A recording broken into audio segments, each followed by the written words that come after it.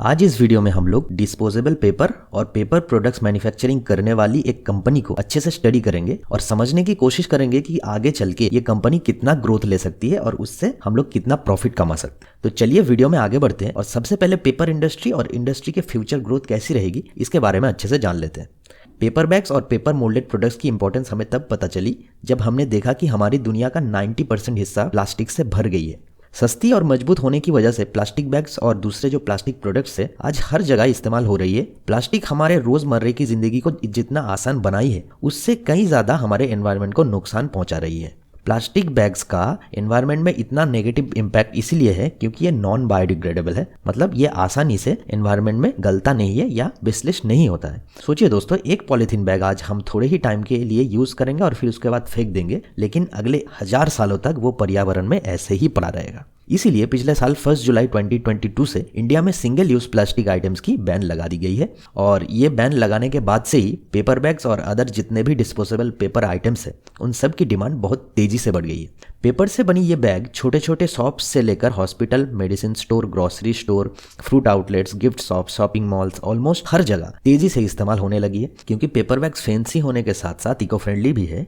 इसीलिए यही packaging industry का फ्यूचर है और इसके साथ साथ पेपर बिजनेस में ह्यूज डिमांड वाला एक नया मार्केट सेगमेंट भी अलग से ओपन हो गई है। इसीलिए आज हम और आप मिलकर पेपर सेक्टर एक स्मॉल कैप कंपनी को अच्छे से स्टडी करेंगे और देखेंगे कि क्या हम इस कंपनी में पैसा इन्वेस्ट कर सकते हैं और उससे कितना पैसा कमा सकते हैं। तो जिस कंपनी के बारे में आज हम बात करेंगे वो कंपनी इंडिया की लीडिंग मैन्युफैक्चरर है regenerative and renewable paper products की, जो पैकेजिंग इंडस्ट्री में और पेपर मोल्डेड प्रोडक्ट्स की मैन्युफैक्चरिंग के लिए यूज किया जाता है। इसके साथ साथ सभी तरह की पेपर पैकेजिंग और पेपर मोल्डेड प्रोडक्ट्स की मैन्युफैक्चरिंग भी करती है ये कंपनी। कंपनी का नाम है पेक्का लिमिटेड और ये BSE और NSE दोनों जगह पे लिस्टेड है। इसका पहले यश पक्का नाम हुआ करता था, लेकिन जब से ये NSE पे लिस्टिंग हो गई तब से दोनों एक्सचेंज पे इसका नाम चेंज हो गया, सिर्फ पेक्का लिमिटेड ही रह गया। साल 1981 से मिस्टर के झुंझुनवाला की विजनरी के साथ ये कंपनी शुरू हुई थी। उस वक्त ये कंपनी सिर्फ लो ग्रामेज क्राफ्ट पेपर मैन्युफैक्चरिंग करती थी, बट आज की डेट में कंपनी के पास 3 अलग अलग प्रोडक्ट सेगमेंट है जो डिफरेंट इंडस्ट्री में यूज किया जाता है। पहला सेगमेंट है composable paper based flexible material, जो कि फूड पैकेजिंग इंडस्ट्री में एज अ रैपर बहुत ज्यादा यूज होती है।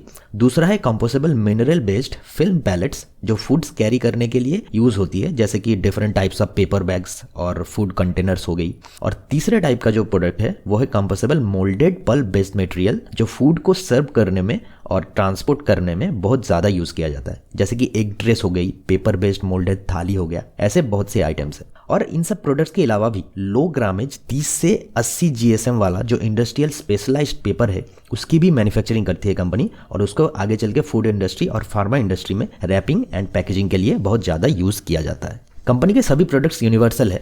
चक करके जो ब्रांड है, इस ब्रांड नाम से कंपनी अपने प्रोडक्ट्स को सेल करती है और ये सब मोल्डेड प्रोडक्ट्स क्योंकि बैगस से बनती है तो लाइट वेट होने के साथ साथ डिस्पोजेबल भी होता है। इसी वजह से फूड कैरी, फूड स्टोरेज के लिए और एक ड्रेस भी बनाने के लिए बैगस का ही यूज किया जाता है। कंपनी का जो फैक्ट्री है वो उत्तर प्रदेश की अयोध्या डिस्ट्रिक्ट पे लोकेटेड है। अब क्योंकि अयोध्या इंडिया के टॉप शुगर कैन बेल्ट्स में से एक है तो यहाँ पे कंपनी के बहुत ही सस्ते प्राइस पे शुगर केन मिल जाती है और शुगर केन और बैगस इस कंपनी के मेन रॉ मटेरियल्स है, जिसके बिना कोई भी प्रोडक्ट यहाँ पे नहीं बन सकती। अयोध्या में कंपनी के पास 130 TPD कैपेसिटी के ब्लीच्ड और अनब्लीच्ड दोनों टाइप की पल्प मिल्स है। उसके बाद 3 पेपर मशीन्स जिसकी combined capacity 39,100 metric tonne per annum की है और 14 TPD कैपेसिटी वाली 11 लाइन के मोल्डेड प्रोडक्ट्स लाइनअप है। कंपनी का जो टोटल रेवेन्यू है उसका 85% अकेले इंडिया से आती है और बाकी के 15% एक्सपोर्ट से आती है। और कंपनी जो स्पेशलाइज्ड पेपर बनाती है उसे कलरफुल पेपर बैग्स बनाकर इंडिया के बाहर 30 से ज्यादा कंट्रीज में एक्सपोर्ट होती है। इंडिया में कंपनी के बहुत से क्लाइंट्स हैं, जैसे कि Starbucks, Pizza Hut, KFC, Cafe Coffee Day, McDonald's, Social, Flurys, Haldiram's, Chai points etcetera. Paper moulded products की लगातार बढ़ती हुई डिमांड्स को लेकर कंपनी मैन्युफैक्चरिंग आउटसोर्स की तरफ काफी ध्यान देने जा रही है और इसके साथ साथ चक ब्रांड्स को मिडिल ईस्ट कंट्रीज पे भी लॉन्च करने जा रही है कंपनी। इसके साथ साथ अयोध्या वाली जो फैक्ट्री है उसकी प्रोडक्शन कैपेसिटी को मैक्सिमाइज करने के लिए पल्पिंग मिल्स पर 25% प्रोडक्शन कैपेसिटी एक्सपेंशन करने वाली है। इसके अलावा फ्लेक्सिबल पैकेजिंग प्रोडक्ट्स की क्वालिटी और ज्यादा इंप्रूव करने के लिए कंपनी PM3 एनेबल करेगी और आगे चल के PM4 भी एडिशनल होगा फूड पैकेजिंग और फिल्म ब्लेस्ड ग्रेड्स प्रोडक्ट के लिए। इसके अलावा 50 TPD pulp dryer, 50 TPD capacity वाला फ्रेंचाइज मोल्डेड प्रोडक्शन और 100 TPD फ्लेक्सिबल पैकेजिंग के लिए 200 करोड़ रुपीस की इन्वेस्टमेंट प्लान कर रही है ये कंपनी। उसके बाद बेंगलोर में भी एक इनोवेशन हब बनाने की भी ये कंपनी सोच रही है। दोस्तों यहाँ तक तो रही क्वालिटेटिव एनालिसिस की बात। अब वक्त है कंपनी के फाइनेंशियल एनालिसिस की। सबसे पहले देखिए मार्केट कैप को, जो सिर्फ 487 करोड़ रुपीस है। इसका मतलब ये बिल्कुल भी एक small cap micro cap company है और हमारे इन्वेस्टमेंट क्राइटेरिया से बिल्कुल मैच करती है। स्टॉक पी है 9.46 और इसके सपोर्टिंग पेग रेशियो है 0.29। पेग रेशियो लेस देन 1 है, इसका मतलब पी के हिसाब से कंपनी अभी भी अंडर वैल्यूड ही है। आरओसी है 28.3% और आरओई है 27%। दोनों ही वैल्यू अच्छे नंबर से और बहुत ही हेल्दी नंबर से। फेस वैल्यू 10 रुपीज़ है, इसका मतलब अभी तक कोई भी शेयर स्प्लिट कंपनी में आई नहीं है। कंपनी के ऊपर 104 करोड़ की डेब्ट है, लेकिन इसके अगेंस्ट 175 करोड़ का कैश रिजर्व भी पड़ा हुआ है और अगर कंपनी चाहे तो किसी भी वक्त ये कैश रिजर्व से जो डेब्ट है उसको पूरी तरह से क्लियर कर सकती है। डेब्ट टू इक्विटी है 0.49 जो कि बिल्कुल सेफ है। प्रोमोटर होल्डिंग है 49.2%, लेकिन इस प्रोमोटर होल्डिंग में से 85% होल्डिंग प्लेज है। यही इस कंपनी में बस एक चिंता वाली बात है। क्विक रेशियो है 0.5 और करंट रेशियो है 1.35। क्विक रेशियो यहाँ पे थोड़ा और बेहतर हो सकता था। Market cap to sales ratio 1.19 जो कि ठीक ठाक है।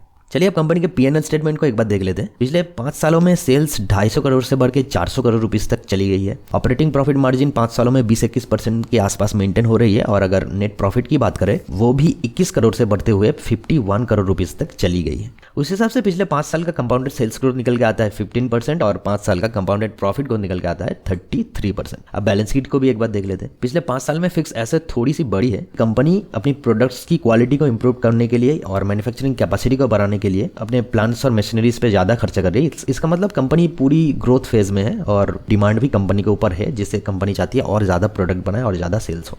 दोस्तों अब हमें डिसीजन लेना पड़ेगा पेक्का लिमिटेड के बारे में कि क्या हमें अभी इस कंपनी में पैसा इन्वेस्ट करना चाहिए। तो यहाँ पे कई सारे बातें निकल के आती हैं। पहली बात तो कंपनी पेपर इंडस्ट्री से है और डिस्पोजेबल पेपर रिलेटेड जो भी प्रोडक्ट्स कंपनी बनाती है उन प्रोडक्ट्स की डिमांड आगे चल के और भी ज़्यादा बढ़ जाएगी और गवर्नमेंट भी एक्शन ले रही है कि जल्द से जल्द हम लोग प्लास्टिक सभी प्रोडक्ट्स को अवॉइड करें और पूरी तरह से डिस्पोजेबल ऑल्टरनेटिव आइटम्स की तरफ शिफ्ट हो जाए। तो इंडस्ट्री में जो फ्यूचर है वो बहुत ही ब्राइट है और एवरग्रीन इंडस्ट्री है। और दूसरी बात, कंपनी स्मॉल कैप है, इसका मतलब बहुत ही ग्रोथ कंपनी के अंदर अभी बाकी है। सेल्स और प्रॉफिट भी कंपनी के अंदर लगातार बढ़ रही है, तो ये भी एक अच्छी बात है। सबसे ज्यादा जो अच्छी बात मुझे लगी कि कंपनी का जो क्लाइंट्स है वो बहुत ही हाई स्टैंडर्ड्स क्लाइंट्स। अब देखिए ना, स्टारबक्स, पिज्जा हट, मैकडोनल्ड्स, कैफे कॉफी डे जैसी कंपनी अगर इस कंपनी के क्लाइंट है तो इससे हमें पता चलता है कि कंपनी के प्रोडक्ट्स कितनी हाई स्टैंडर्ड है और इन प्रोडक्ट्स की क्वालिटी कितनी टॉप नॉच है। तभी तो ये सब बड़ी बड़ी ब्रांड्स कंपनी के प्रोडक्ट्स को रिलाई करती है। तो इससे हमें कंपनी के प्रोडक्ट की एक सर्टिफिकेशन मिलती है। लेकिन सब कुछ पॉजिटिव ही नहीं है, यहाँ पे 2 नेगेटिव पॉइंट्स भी है जो आगे चल के हम लोगों को बहुत बड़ी रिस्क में डाल सकती है। नंबर 1 है, कंपनी फ्यूचर ग्रोथ के लिए जितनी बातें बताई है अभी तक वो सब कुछ अभी प्लानिंग है, उसमें से कुछ भी अभी एक्सपेंशन शुरू नहीं हुआ या कोई भी काम अभी कंप्लीट नहीं हुआ है। दोस्तों स्टॉक मार्केट में कोई कंपनी के प्रमोटर कभी कभी इन्वेस्टर्स का ध्यान खींचने के लिए बहुत बड़ी बड़ी बातें कर देता है, लेकिन हम लोगों को हमेशा अपने आंख और कान खुले रखना है और जब तक कोई भी काम कंप्लीट नहीं हो तब तक सिर्फ कही सुनी बातों पर डिपेंड होकर या भरोसा करके हमें बिल्कुल भी इन्वेस्टमेंट डिसीजन नहीं लेना चाहिए।